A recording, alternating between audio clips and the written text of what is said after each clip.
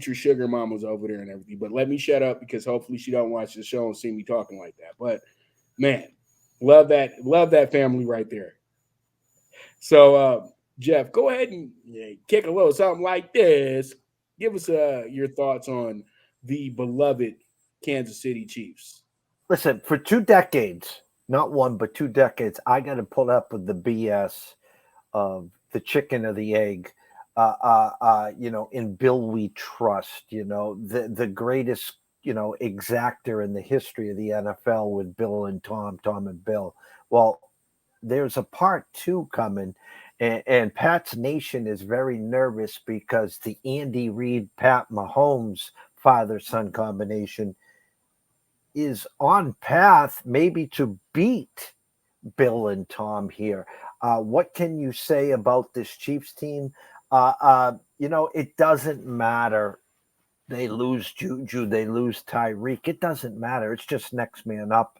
And again, they have the one and only Mr. Patrick Mahomes. Love him or hate him, doing less commercials, pops, just for you. Offensively, it's one of these things that you're going to look at the stat sheet after the first quarter, and Pat's going to be 9 for 11 with 8 different completions to 8 different guys who you don't even know, whether it's Richie, whether it's Rashee Rice, whether it's Sky Moore, whether it is Kadarius Toney, Travis Kelce, CEH, Jared McKinnon, Isaiah Pacheco. The list is endless, and they're a team. And yes, Arrowhead Stadium is one of the toughest, loudest places to go. Andy Reid, hands down right now, if you took a poll right now, is the best coach in the NFL. Love or hate him there. There is, I was going to say a change into the guard, but that's the wrong answer because I don't think there will be a change into the guard. Will they be 14-3 this year? Probably not. Maybe they get picked off 4 times. Maybe they're 13-4. Will they win the division this year? Most likely, I say yes. If they don't, well, we'll be talking about another team that could maybe surpass them, but I don't think they'll surpass them in the regular season, maybe in the playoffs. But it's the Chiefs. They go as far as Mahomes and Kelce. Kelce is that cog in fantasy land, going in the first round, going early. Baby Gronk, whatever you want to call him, he just keeps on going. And that's the one piece, other than Mahomes, of course, that has to stay healthy, and that's Mr. Kelce. The defense is good. Got still a holdout, but again, sneaky in the fantasy world. But Pops, until Pat, Andy, and Travis are not the trifecta, the 1-9 trifecta at Santa Anita, they got the bullseye on them. And I'm saying in this division, but because the AFC, as we know, is loaded this year, I'm not taking the Chiefs currently. We'll have our picks next week. Gun to my head right now, I don't have the Chiefs coming out as the AFC. I'll just leave it there. All right. Well, you don't have the Chiefs coming out the AFC, but pretty much, man, you know me, and I'm not going to dog them out. I'm not. I'm going to give them. I'm going to give them their props. Yeah, I'm going to give them their props. Beautiful stuff. What they did in the Super Bowl last year. Isaiah Pacheco, awesome player. He brought a new element to the team that was very key to winning that game, and a lot of people will not talk about it, but I'll talk about it. I thought Pacheco's effect on the game literally put them over the top to win that game. Sky Moore, another guy who came out of nowhere and had a big moment in that game. Also, Kadarius Toney, a guy who had some struggles and had some issues going on. He wound up having a big moment in that game as well too. Juju Schuster, who they lost, wound up being the best receiver in the clutch in that game. And Pat Mahomes, to me, had grown up as a NFL player. And I know everybody say, "What do you mean, grown up as an NFL player?" He grew up.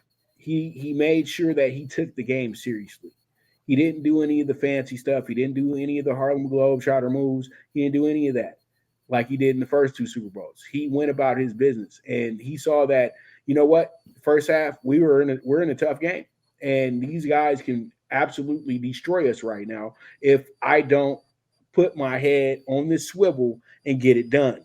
And then he performs one of the greatest opening drives of a second half that you'll ever see. They ran like 20 plays. And literally, you knew right then and there that, okay, this guy is serious about what he's doing. And he's not a robot. And he's can show that he can be one of the biggest guns in the West, and he can show that he can be one of the best managers in the game. And everything came to fruition, and I have to give him his absolute props on that. Also, the defense stepped it up huge that day. Chris Jones still looking for his money, but he was a big part in them being very successful in containing Jalen Hurts in that second half as well too. So there was a lot of things that showed you that Kansas City was a great overall team. It's not one guy. It's not just the coach. It's everybody. And that's what makes them special year in and year out since Patrick Mahomes has gotten there. Well, really since Andy Reid has gotten there. That everybody literally loves playing for this team. You've never heard anybody have real complaints about playing for the Chiefs except for Tyreek Hill. But Tyreek Hill is Tyreek Hill. Come on, dude. You know what I mean? He's another AB type. He's a diva. You know what I mean? So you're gonna get that. He's not as crazy as AB. I don't think, but you know what I mean, y'all. Y'all know what I mean. So Kansas City is the type of team that is gonna keep you comfortable.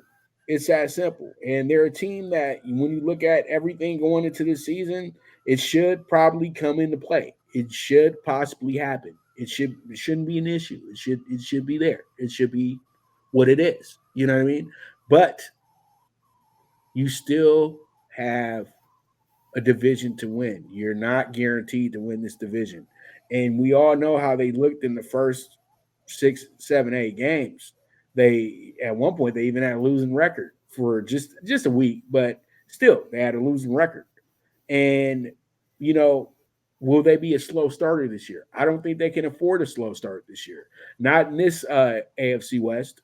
You just can't.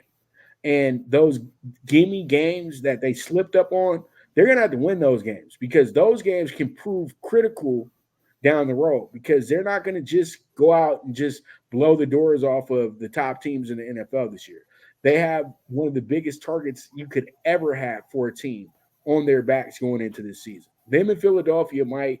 I've never felt like teams have had targets this big because they damn near played the game to perfection last year, both squads. And that's why I feel like everybody had to step their game up, step their level up a little bit, and make sure that they have deeper rosters. And that's how you can compete with a team like Kansas City.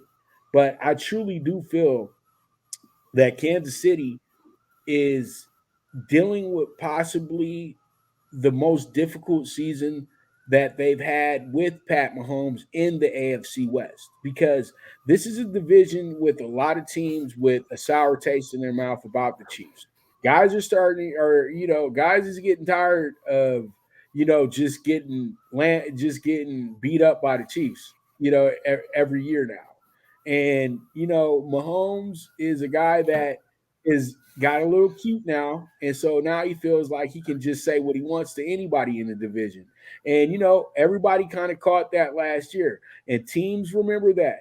Great defensive players remember that. So this season is not going to be one of these, okay, we're going to walk into the game and beat them by 30. They're going to really have to fight and claw for these wins because they did lose some pretty good players on the back end who were very vital to winning that Super Bowl as well, too. So we will see. And we know that this team has not went back to back either to Super Bowl.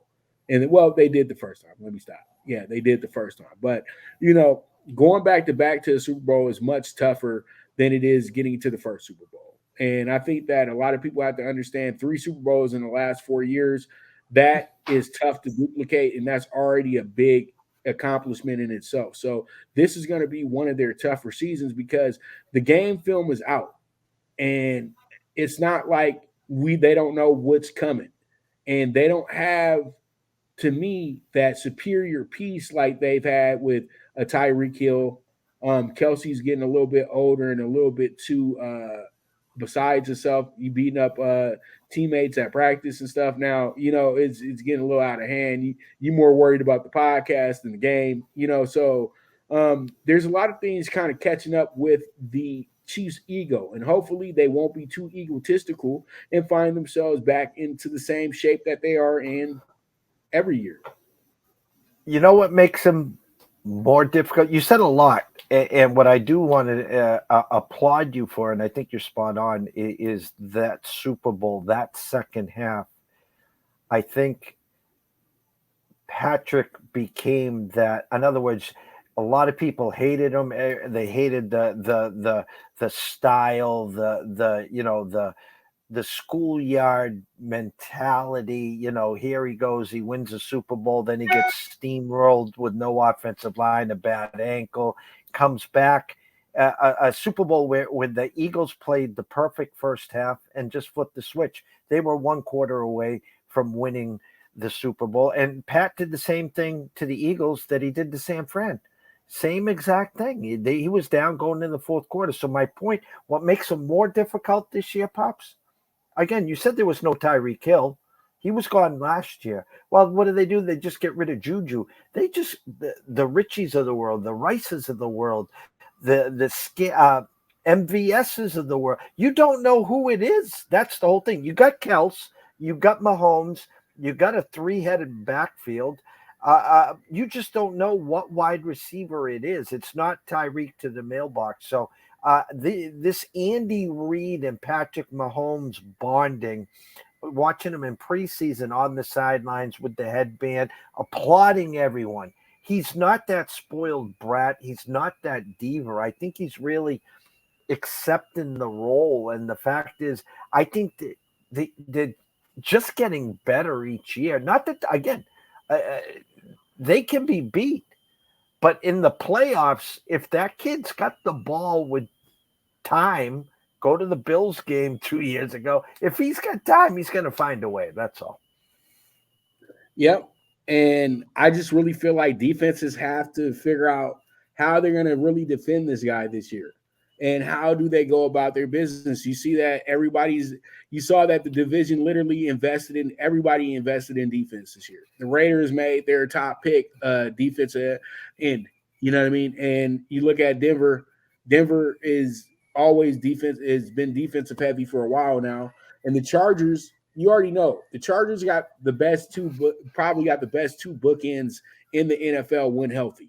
And that's one of the more dangerous elements. And you know what? Since we're talking about the Chargers, we're going to go ahead and wrap this on up on the Chiefs real quick. We've said enough. We can sit here and talk about the Chiefs for the next 2 hours probably because they're that good. All right. Okay, Jeff. So you got it out of me. All right, man. I wasn't the big juicy hater that you was expecting today, but we ain't started the season yet either. So we'll see. You know what I mean? But let me just interject. I mean, again, they get the spotlight with Detroit, who is America's team this year with Dan Campbell. They're coming in on a Thursday night. They've blessed the Lions with the only game in town next Thursday. 6.5 point dogs. Good game, under over right around 54. I mean, it's going to be a fun game. Is it going to be 30-24 final? Do you keep that Kansas City team under 30 with a shot to win? I mean, I don't think Detroit's going to go in and score 30 in Kansas City. So again, it's going to have to be defense first. It's going to be a fun game for sure, Pops. Well, there it is. There it is. All right. So I can't wait and see Jeff's jumping the gun.